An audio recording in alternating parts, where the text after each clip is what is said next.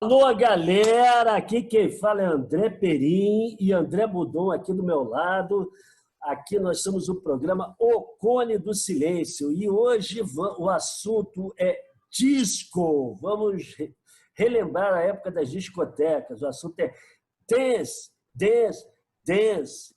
Então é isso aí. Daqui a pouco a gente volta.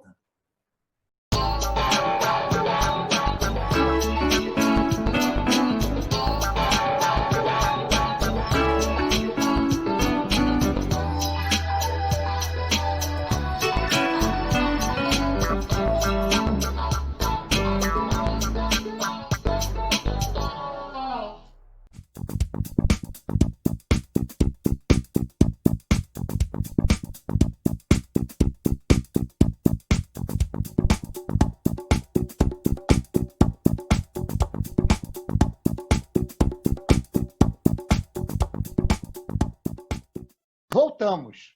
Antes de tudo, para agradecer o apoio da galera que está prestigiando os vídeos da gente. A gente está tentando criar um padrão nosso aqui de desempenho, mas aos pouquinhos a gente vai acertando aí os ponteiros e vai fazendo um trabalho melhor.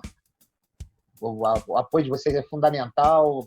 Curtam os vídeos, assinem o canal, assinem aqui no Facebook, no Instagram, no YouTube. A gente precisa do apoio de vocês.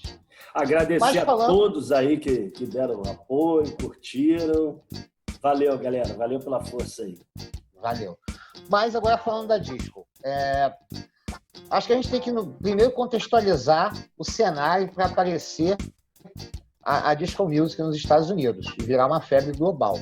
Entendeu? É um momento de escapismo, de não alienação, mas de uma tentativa de você sair de um cenário muito, muito pessimista que estava rolando nos Estados Unidos. A gente tem que pensar o seguinte: os Estados Unidos perderam a guerra do Vietnã, a desconfiança com as instituições aumentou barbaramente, o país estava numa recessão, o Nixon foi afastado, na verdade, renunciou antes de ser afastado por causa do Watergate.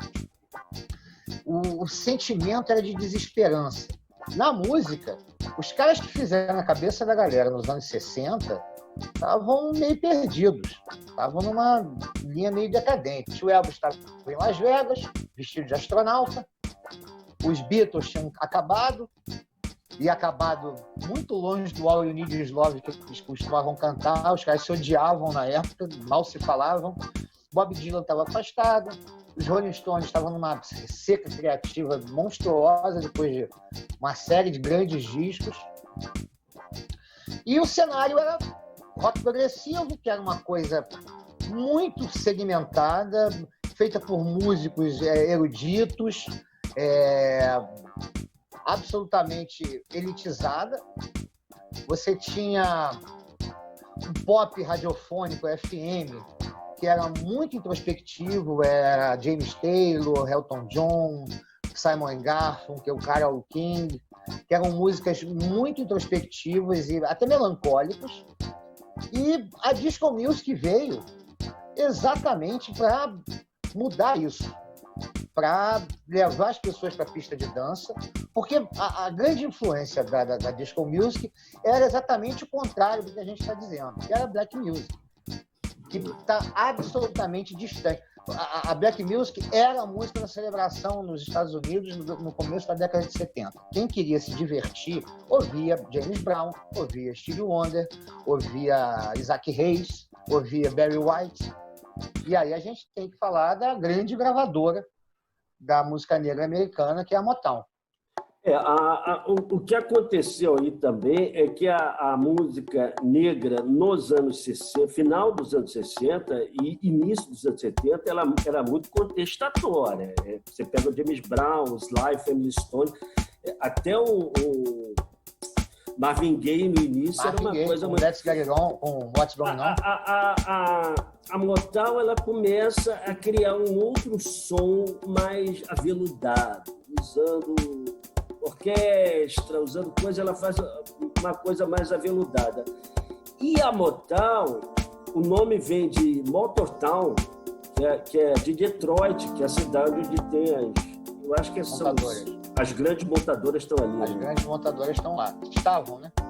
E a ideia era quase repetir esse esquema. Era uma linha de montagem de música de alto nível, feita por negros, administrada por negros para negros. Existia uma banda que não era de negros da Motown, que chamava Relief, mas que fazia um som, você escutava, você dizia que eram negros. Eles eram todos brancos, mas era uma banda da Motown. Em geral... É engraçado. Pode falar. Assim, não é rápido, só a gente lembrar que, por incrível que pareça, os caras, todas as pessoas que foram que gravaram na Motown, Temptations, Michael Jackson, Stevie Wonder, Marvin Gaye, Diana Ross, todos, as bandas, as gravações eram feitas pelos mesmos músicos. Então os caras criaram realmente um padrão de algo assim. Era tipo uma linha de montagem mesmo. Só que era uma linha de montagem. Você ligava a rádio e sabia que era Motown. Só que era uma linha de montagem alto nível. Isso não desmerece o negócio. Olha, Motown foi, para situar, Jackson 5, Diana Ross, Stevie Wonder, e mais? Marvin Gaye, Temptation. Agora, o que aconteceu é o seguinte, esses artistas da Motown, eles tiveram um pouquinho assim, um pé atrás com relação a disco na hora que ele estourou. Porque a disco era mais ritmo. Era mais ritmo, vamos dizer assim, era menos música e mais dança. Era menos Motown e mais James Brown. O James Brown, se você pegar o James Brown, a música dele é calcada em célula rítmica. Você tem dois acordes. Um acorde e uma ponte. Um acorde e uma ponte. Um acorde e uma ponte. Fala, vai. Não, e se você for pegar a configuração dos instrumentos, a função dos instrumentos, é mais ou menos a mesma da disco. Por exemplo, a guitarra no James Brown é percussão. É absolutamente rítmica. É igual ao que faz na disco music. O Nile Rodgers, que a gente vai falar daqui a pouco, é um cara que ouviu muito James Brown. Ouviu muito Jimmy Nolen, né? Ouviu muitos caras que tocavam com James Brown. Agora, uma coisa que acontece na disco também interessante é o seguinte, a estrutura do pop e do rock, ela já está contaminada pelo que lá eles chamam de peiola. Aqui no Brasil é conhecido como jabaculê, que é pagar para tocar. Isso no início, no final dos anos 60, você pagava para o cara da rádio ali. Isso no início dos anos 70, você já pagava para a estrutura da rádio. Então se tornou uma coisa muito cara. Então, o meio de divulgação passou a ser, na disco, o DJ, a pista. E isso trouxe um novo critério, porque se botava uma música, se esvaziou a pista, já era. Pode ter uma letra excelente, coisa já era. Esvaziou a pista, a música não é boa. Se encheu, a música é boa. Então, se uma música às vezes estourava, se a imprensa saber, se a rádio saber, se ninguém saber, ela estourava na noite. E isso foi uma coisa muito dinâmica que surgiu ali. Muito dinâmica.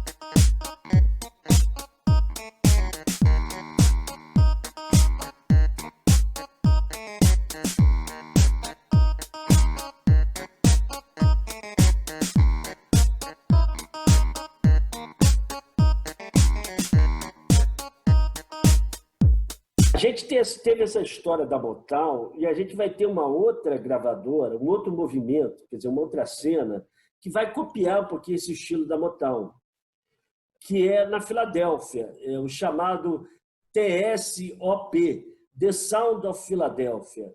E isso foi era um estilo mais soul, menos, vamos dizer, meloso. Não que a Motown fosse melosa, mas menos pop que a Motown.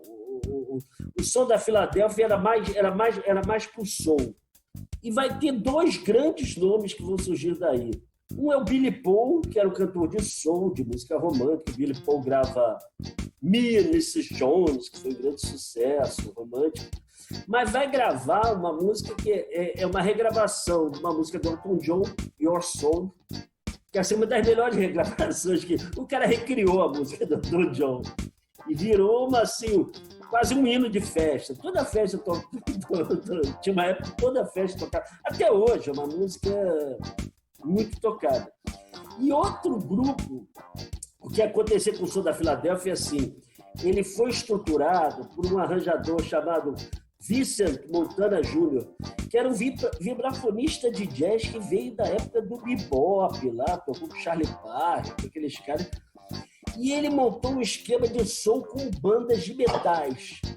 E a grande banda que saiu aí foi o The Tramps, que lançou vários discos, e o grande sucesso foi Disco Inferno, que foi lançado, eu acho que em 76, e depois a música foi relançada no filme lá do Embalo de Sábado à Noite. É uma música que teve 2 encarnações e depois no Brasil veio ter uma terceira, porque o Lulu Santos usou como base para o Descobridor dos Sete Mares no MMM e Eu. Aqui estourou um grande sucesso. Muita gente não sabe que aquilo ali veio do Tramps. Aquilo ali veio do Tramps.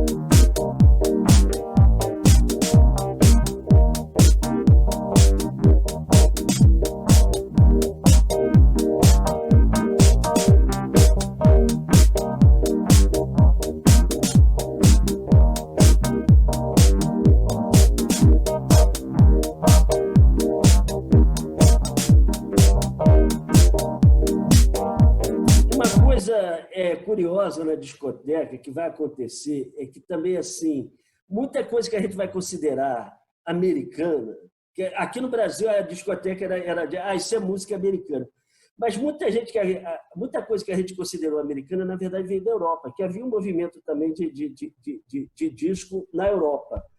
Era uma disco um pouco diferente, um pouco mais eletrônica, com muitas cordas, era um negócio um pouquinho diferente.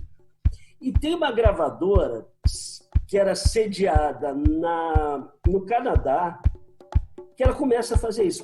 É a Casablanca Records. Curiosamente, o primeiro contratado da Casablanca Records não teve nada a ver com a discoteca. Foi a banda Kiss, de rock pesado, que é uma das bandas, assim, uma das histórias de melhor marketing na história, eu acho, da música pop, da música popular. Os caras vendiam não só disco, os caras até hoje, os caras vendem disco, caneca, sei lá, tudo. Você sabia que o Kiss influenciou o George Lucas com Guerra nas Estrelas? E o Darth Vader. O Darth Vader. Não, Darth Vader. Não, mas na coisa do merchandising. Sabia? O George Lucas, quando ele fechou o contrato do filme, ele falou o seguinte: vocês me pagam um salário, eu não ligo para. Sim, me dê uma porcentagem de bilheteria baixinha, mas o que eu quero é o merchandising de todos os produtos relacionados ao filme. Ele ficou rico com os produtos. O Kiss, eu acho que fez mais dinheiro vendendo os produtos do que disco. O que nós estamos em quadrinho da Marvel, cara. Você teve revista da Marvel, entendeu? Homem-Aranha e Kiss, porra. Mas vamos lá, vamos voltar à Casablanca. A Casablanca pega uma artista disco que, na verdade, o que acontecia, assim, uma coisa que o André falou antes, que assim, muitos trabalhos de disco era a mesma banda que tinha vários nomes, ou às vezes era o mesmo produtor que lançava várias coisas, entendeu? E às vezes as bandas começaram a fazer sucesso e eles tinham que acabar com a banda, porque a banda não podia dar entrevista, nem podia fazer show, porque simplesmente não existia. E uma dessas bandas, na Alemanha, era Munich Machine, que era produzida pelo Giorgio Moroder, que era um italiano que trabalhava na Alemanha e pegou uma cantora ali para fazer a voz, que era a Dana Summer. A Dana Summer, ela era uma cantora de musicais, ela tinha feito Hair, outros musicais, e o sonho dela, da vida inteira dela, foi gravar disco de gospel, os Beatles. Ela era muito religiosa e, na época, tinha estourado na França uma música do Serge Gainsbourg, GTM, que era uma gemedeira, a música inteira, fez um sucesso, foi proibida, daí fez um sucesso. E ela falou para o Jorge Moraes, por que a gente não faz isso? Daí ela gravou Love to Love Baby, uma vozinha imitando a Marilyn Monroe. Se você perceber essa música, a voz dela não tem nada a ver com a voz depois que a Dana Summer assumiu. Ela fez uma voz ali para ser outra pessoa. E aquilo estourou nos Estados Unidos, foi um negócio assim. E aí começou a carreira da Dana Summer, que se tornou a diva da disco, nunca gravou esse disco de gospel, e gravou uma música chamada I Feel Love, que é acho que foi uma das primeiras músicas unicamente eletrônica, ali só tem sequenciador. Só tem teclado.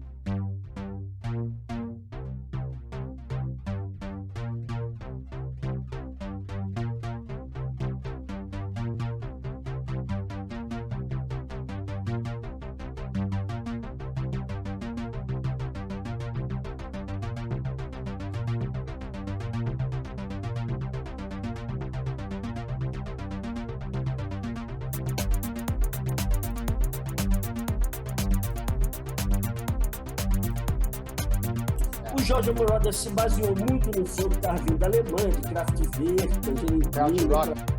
mas botou ali uma batida. E essa música, ela vem influenciar tudo que foi feito depois, na década de 80, 90. Se não houvesse I Feel Love, não haveria New Order, não haveria Ordem, não haveria nada disso.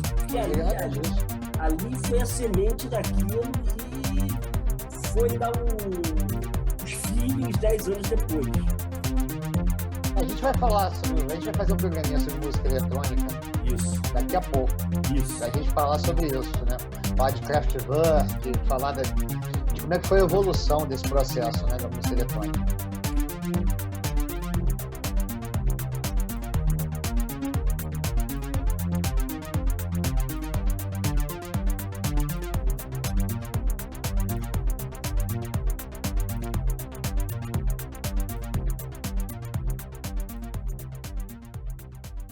Além da Dana Summer, outros artistas surgiram nesse esquema, produzidos por produtores europeus que miraram no mercado americano e criaram um produto para os Estados Unidos, que, na verdade, não era exatamente americano. Uma delas foi Village People. Village People foi bolado por 2 produtores franceses, pensando assim, vamos atingir o público gay. A ideia era essa. O curioso do Village People é o seguinte, o primeiro vocalista, que foi o primeiro líder, que era o Victor Willis, que era o policial, que já é hilário, era o policial gay, ele não era gay. Ele não era gay, mas achava o máximo assim, pô, vou ganhar dinheiro fazendo policial gay, tá bom. E o engraçado é que o público americano não pescou. Não pescava. Então, havia uma ironia no Village People. Para você ver, os sucessos dele foi São Francisco, a cidade onde você pode ser livre. Eles cantavam isso e Macho Man, o público que malhava lá se identificava com aquilo, achava que aquela música exatamente afirma. Depois eles fazem a MCA, que é sobre a Associação de Cristãos Moços, onde você pode encontrar outros rapazes. A letra diz isso. E o último sucesso dele foi In the Navy, na Marinha, que tem essa piada americana. Os marinheiros são insísseis americanos. Os marinheiros são as meninas. Quem é macho vai para o exército, os marinheiros são as meninas. E eles cantavam vestidos de americano. Fizeram um show dentro do transatlântico, do porta-aviões, para a Marinha. Então, existia um duplo sentido aí que fez muito sucesso. As pessoas gostavam, né? É legal essa coisa de você falar dos gays, porque a disco começou a introduzir uns guetos culturais nos Estados Unidos e jogar no mainstream que não tinha espaço. A música latina, por exemplo, né? Você tem muito. Se você pega a disco music de Miami, que a gente vai falar daqui a pouco, você tem muito elemento latino. Assim, os latinos sempre foram estereotipados nos Estados Unidos. Desde Carmen Miranda, né? Desde lá atrás de Carmen Miranda, que era um estereótipo completo. Tudo que era abaixo do México era igual para eles. Exatamente. Para eles era tudo igual e para eles era tudo exótico. Aí até eu vou dar uma rebobinada, que eu pulei um pedaço da história, mas eu dou uma rebobinada aqui. Quando eu estava falando do som da Filadélfia, o produtor, que era o Vincent Montana, ele rompeu e foi para Nova York. E lá ele criou uma outra gravadora chamada Salsoul. A Salsoul era exatamente isso. O cara pensou, vou juntar salsa.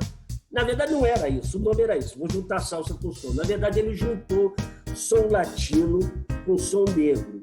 E isso virou quase uma fórmula. Tinha uma época que você escutava música disco e começava a bater.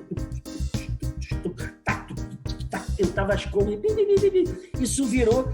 E só aquilo já juntava um público latino consumindo música negra americana. Isso aí foi uma fórmula. Sabe uma banda que fez isso? E é engraçado porque os caras surgiram como uma coisa mais tradicional. O Eric Burdon, que era do Animals, e fundou o War. O War tinha muito de swing latino. O War é uma banda que não era uma banda disco, mas ele mamou ali ele comeu pelas beiradas. Vários comeram pelas beiradas, né? A gente vai falar. Depois, quando estoura a disco, todo mundo embarcou, né? Daí a gente vai ter ainda um som latino de Miami, que o maior nome é o KC and Sunshine Band, que criou grandes sucessos, tipo... Essa é uma fábrica de sucesso. Shake, Shake, Shake, I'm a Boogeyman, Boogie Shoes, That's the Way I Like It, Keep It Come Love, que é o tema do Amaury Júnior aqui.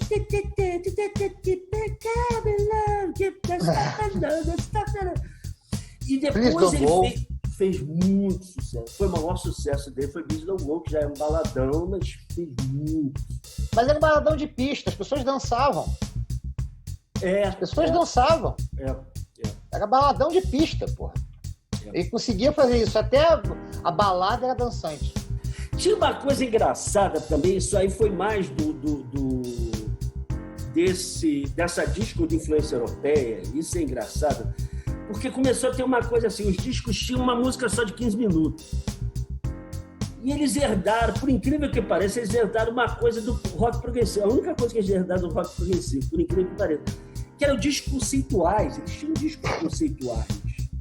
Assim, tem o da Rich Family, que é African Queens.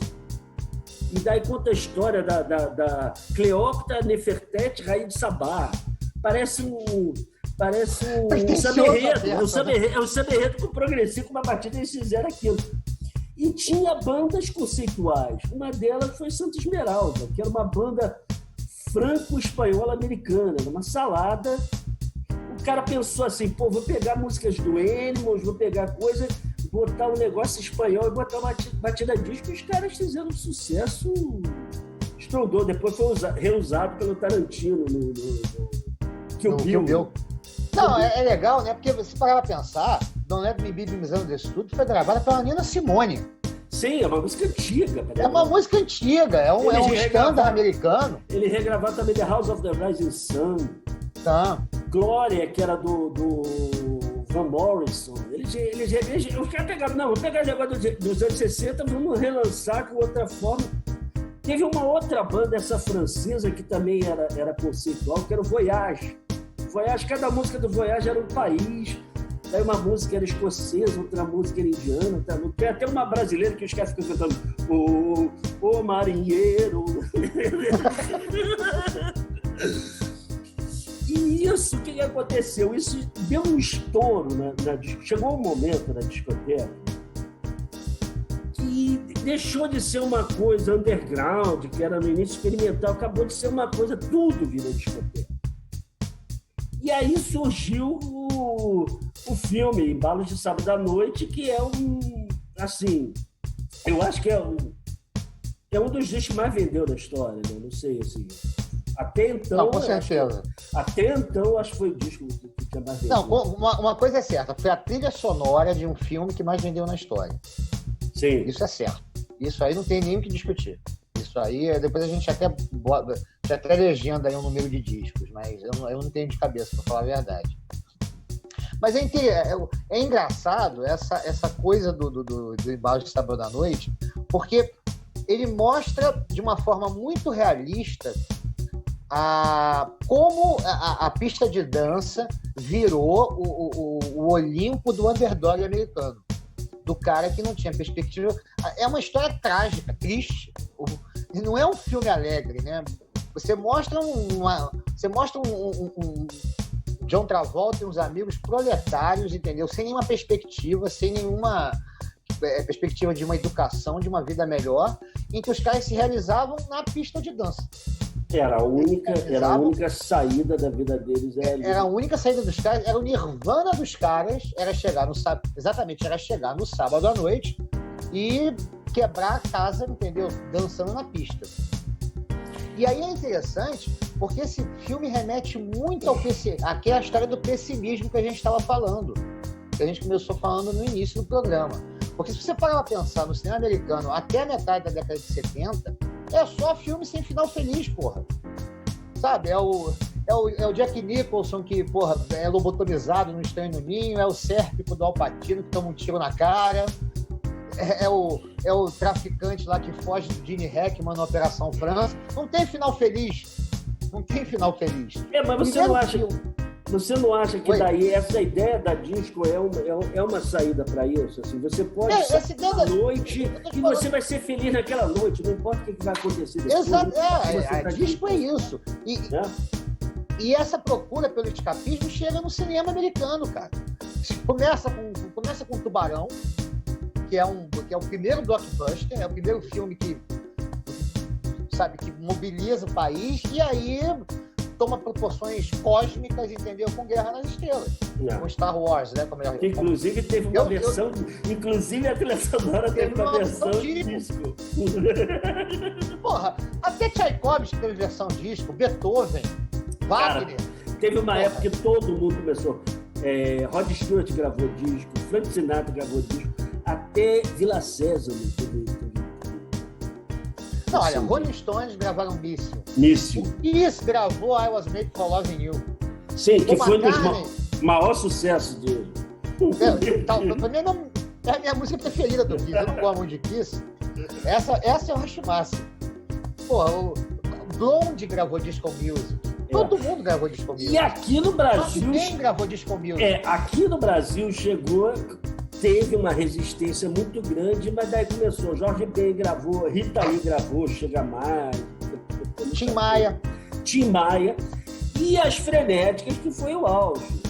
E as Frenéticas com a música do Decidez, que vai dar novela, coisa, tem a letra do Nelson Mota, que assim, resume, eu acho que é isso.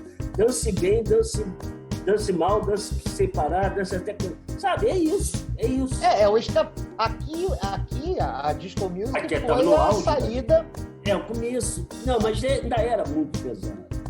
Ainda estava ditadura. Não, aquele momento, o momento da Disco Music no Brasil coincide com a resignação de quem lutava contra a ditadura, de chegar, olha, cara, porra, eu não vou passar o resto da minha vida dando murro em ponta de faca, entendeu? Eu quero ter uma vida também, eu quero me divertir, eu quero escapar dessa deprê que é a ditadura, entendeu?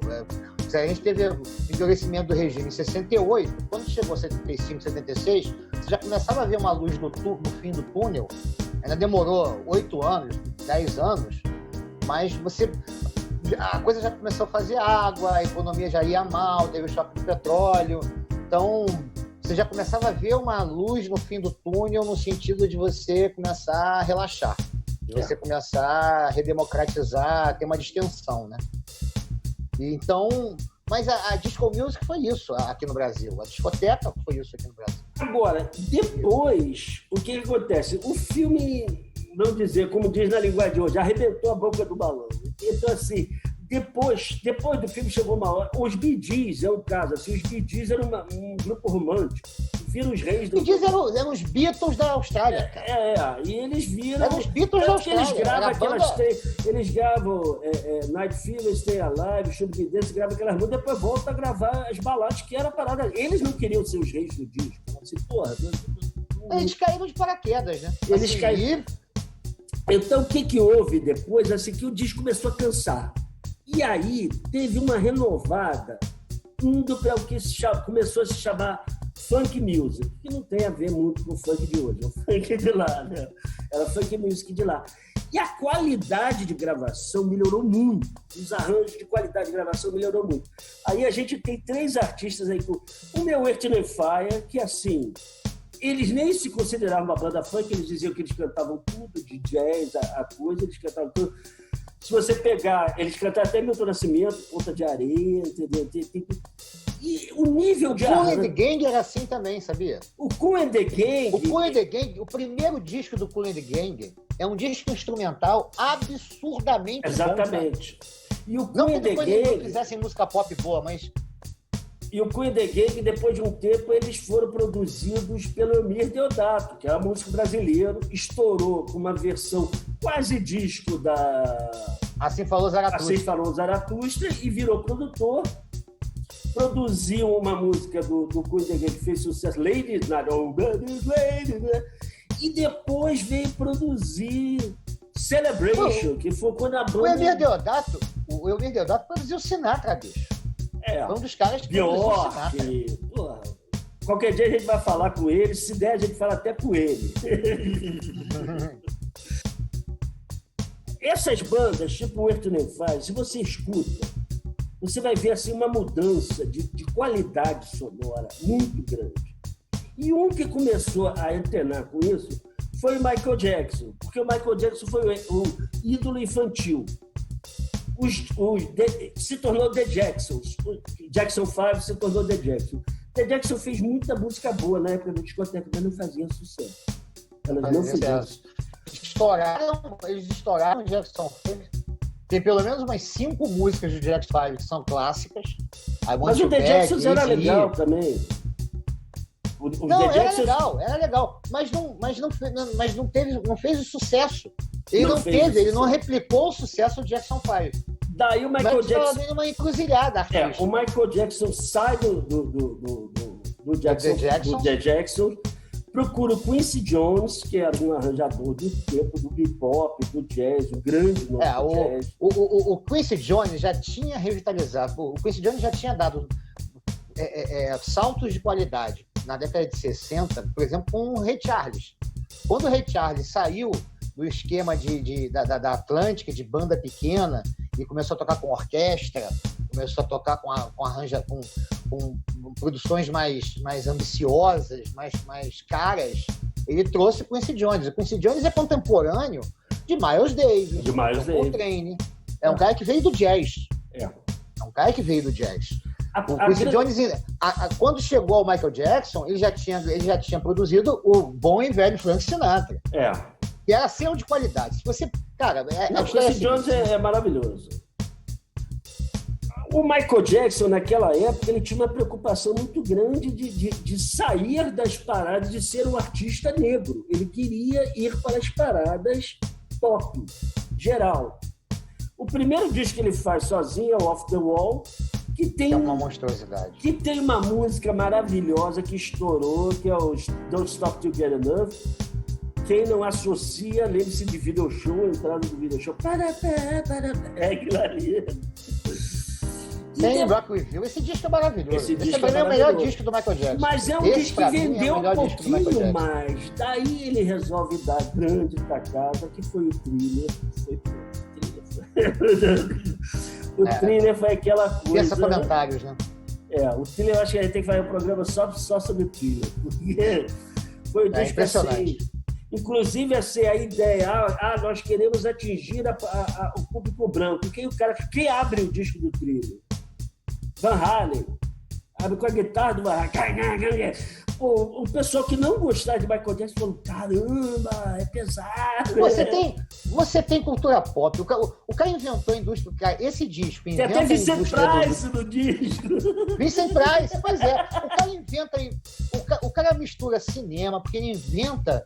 Ele cria a superprodução do clipe, que é um negócio que hoje em dia é uma coisa completamente datada.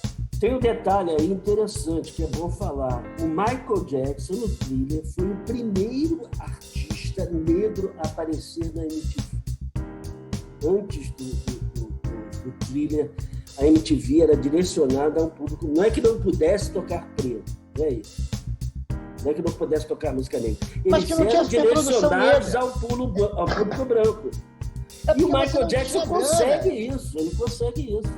A verdade é a seguinte, então, você não injetava recurso financeiro de muito peso para as produções de artistas negros. Porque tinha um mercado específico, ia para o mercado específico, para a parada negra. Né? Você ia, a partir do Michael... Olha, eu vou te dizer, sem Michael Jackson a gente não tinha Ed Murphy, sem Michael Jackson a gente não tinha Will Smith, sem o Michael Jackson você não tinha todos esses artistas de pop do cinema americano negros, eles devem alguma coisa ao Michael Jackson. Ele abriu a porta. Claro. Ele abriu a porta para a cultura negra chegar ao mainstream americano finalmente. Assim, demorou. E o que continuou esse processo dele foi o Prince. O Prince continuou fazendo isso na outra década, de levar uma música com influências negras, todas aquelas influências com o público pop, com o público branco, vamos dizer assim. Né? Chegou, é o mainstream, né? Quem consome mesmo, o grande consumidor de cultura, né? Uma coisa que atinge, né, o que eles chamam, né, os 4 quadrantes, né? Jovens, velhos, homens, mulheres, novos, todos. A criança. Porra, o Michael Jackson virou um ídolo infantil, né? Lembra-se? Bom, deixa quieto.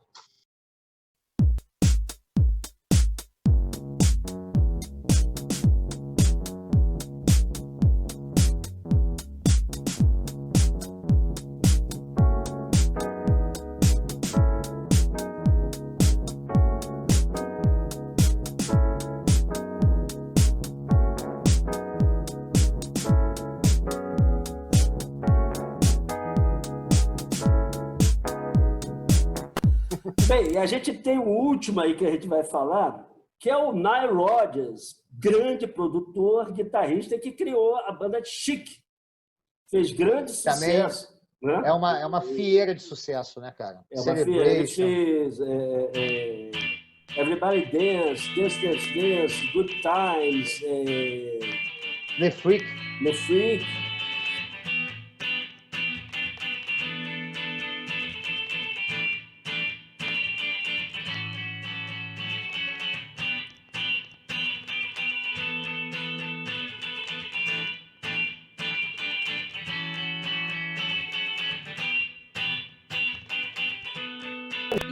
E o Nile Rodgers, ele é o cara que fez essa ponte do fim da disco para o rock, new wave que tá vendo. Ele vai produzir o Blonde, ele produz o primeiro disco da Madonna, vai produzir depois o David Bowie com Let's Dance, que foi assim, foi um momento... O David Bowie sempre foi um artista que comia pela beirada, foi um momento de estouro do David Bowie, de tocar em todas as rádios.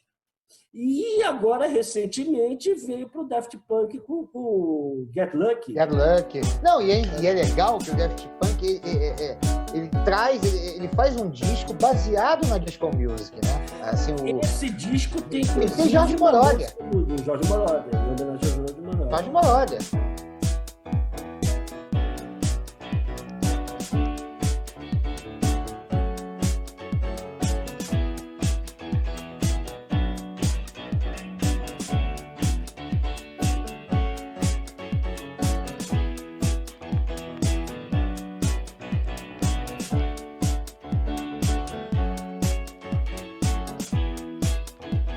Então, gente, a gente fica por aqui hoje. Espero que vocês tenham gostado.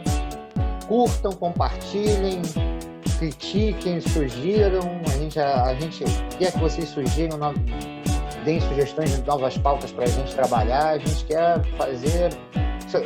Então, a gente quer ter tanto prazer em fazer isso, como proporcionar momentos legais para vocês aí, falando o que a gente mais gosta, que é música. Até a próxima. Obrigado pelo apoio de todo mundo, pela força aí. Vamos continuando nessa. Semana que vem a gente está aí. Valeu, gente. Valeu. Tchau, tchau.